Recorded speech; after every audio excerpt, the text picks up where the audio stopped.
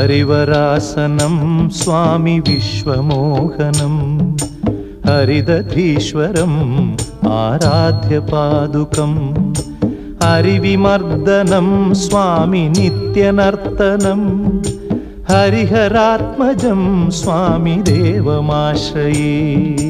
शरणमय्यप्पा स्वामी शरणमय्यप्पा शरणमय्यप्पा स्वामी शरणमय्यप्पा।